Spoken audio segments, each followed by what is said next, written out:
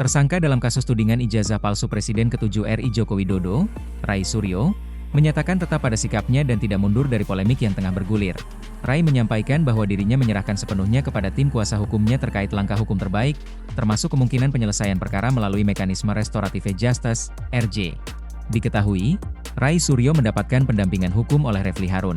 Pernyataan tersebut muncul setelah koleganya dalam perkara yang sama, Rismon Hasiholan Sianipar, memilih menempuh jalur penyelesaian melalui restoratif justice. Meski demikian, Rai menegaskan sikapnya tidak berubah sedikit pun. Ia menyatakan tetap memperjuangkan penelitian mengenai ijazah Jokowi yang menurutnya memiliki tingkat kejanggalan sangat tinggi sebagaimana diklaim dalam buku Jokowi's White Paper.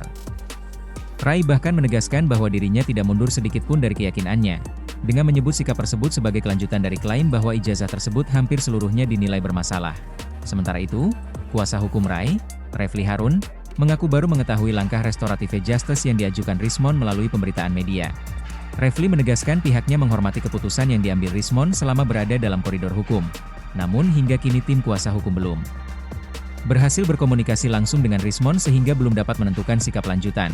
Menurut Refly, hal paling penting yang ingin dipastikan adalah apakah pengajuan restoratif justice tersebut benar-benar merupakan kehendak bebas Rismon atau justru terjadi karena adanya tekanan dari pihak tertentu. Ia menjelaskan bahwa apabila permohonan tersebut diajukan secara sukarela, maka pihaknya akan menghormati keputusan tersebut dan kemudian menentukan langkah hukum terkait hubungan antara klien dan penasihat hukum.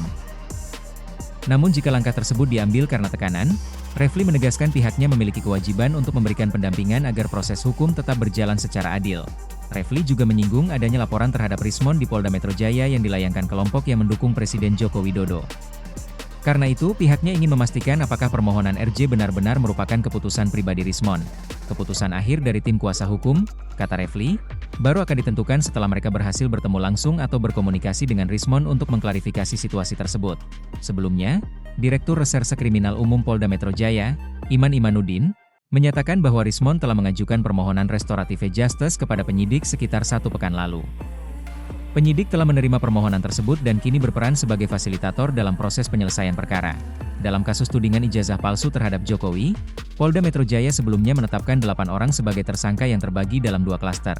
Klaster pertama terdiri dari Egy Sujana, Kurnia Tri Rohyani, Damai Hari Lubis, Rustam Effendi, serta Muhammad Rizal Fadillah.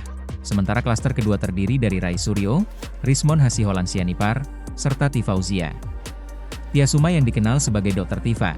Perkembangan terbaru ini menunjukkan adanya perbedaan langkah hukum di antara para tersangka, setelah sebagian memilih jalur damai sementara pihak lainnya tetap melanjutkan polemik ke jalur hukum.